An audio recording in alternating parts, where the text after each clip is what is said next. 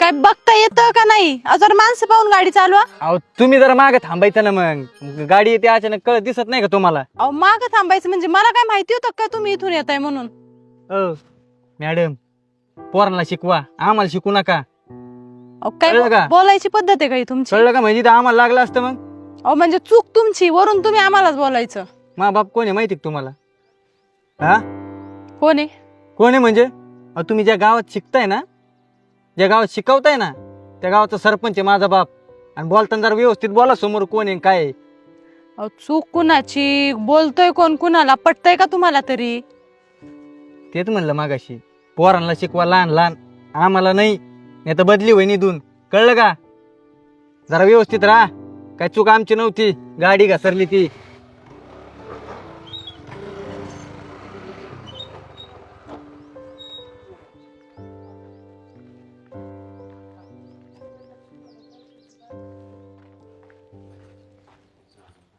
मावशी, सरपंच साहेब आहेत का? हो आहेत ना. काम होतं, जरा बोलवता का? आहो आहो येता का बाहेर जरा? काय झालं मॅडम, काय काम होतं?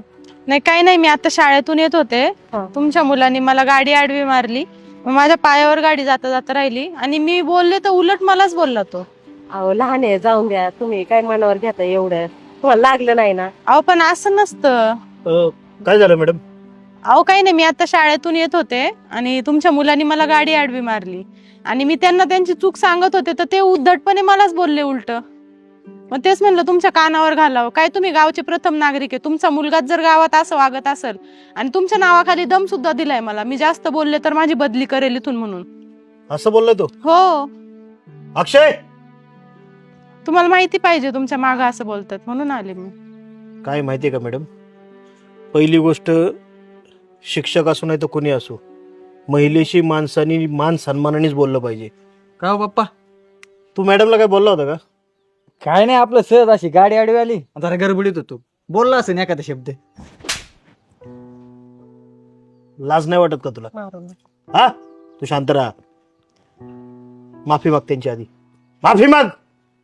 मॅडम चुकलं माझं, मला माफ कर.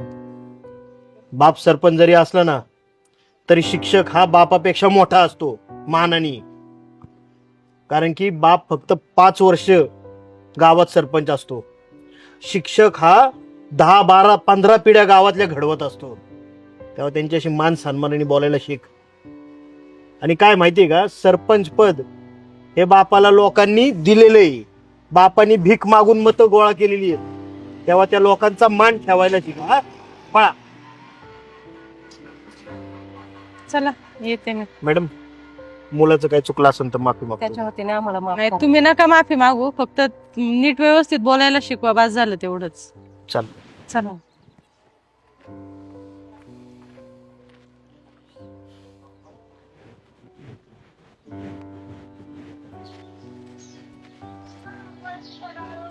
चहा पेणार का? हा ठेव चार, आलोच. मला बोलायचं होतं थोडं. काय बोल. मगाशी तुम्ही त्या मास्तरीणबाईंसमोर त्याच्या कानफाडात मारली, ते बरं आहे का? अगं मग चुकलं काय त्यात? त्याला शिक्षा होणं गरजेचं होतं. अहो शानसूर पोरग आहे, बराबरीला आलेलं पोरग आहे, त्याला असं लोकांसमोर मारायचं? हे बघ, मुलगा किती वयाने मोठा झाला ना तरी बापापेक्षा बारीकच असतो. आणि जी गोष्ट चुकीची आहे ना त्यात शिक्षा मिळालीच पाहिजे. मग तो मुलगा शहाणा असो, मोठा असो, छोटा असो, त्याला त्याच्या चुकीची जाणीव झाली पाहिजे. त्या मॅडमनी सांगितलं गावात त्याला मार खाल्ला ना. हा, मग काय होणार आहे? त्यात काय कमीपणा वाटायचं आहे? अरे जर चूक केली आहे ना आपण, तर त्याची शिक्षा भोगताना माणसाला लाज नाही वाटली पाहिजे. आणि गावात सांगितलं म्हणजे तू काय त्याची पाठराखण करते की काय? अगं चुकलाय तुझा मुलगा, जी गोष्ट चुकीची आहे ना त्याला चूक म्हणलंच पाहिजे. भले तो आपला मुलगा असू नाही तर दुसऱ्याचा मुलगा असू. पण त्याला कमीपणा वाटेल ना. मग कमीपणा वाटेल म्हणजे तो कोण आहे असं मोठं? हा, का सरपंचाचा मुलगा आहे म्हणून सगळं माफ आहे काय त्याला? सरपंचाचा मुलगा जरी असला ना तरी त्याच्या मनावर हे बिंबवू नका तुम्ही कधी की तुझा बाप मोठा आहे, तुझ्या हातून काही गुन्हा घडला तरी चालेल. उलट त्याला धाकात ठेवा, त्याला जाणीव करून द्या की तू लोकांशी नम्रतेत वागलं पाहिजे. आपणच आपल्या मुलांना बिघडवायचं नसतं.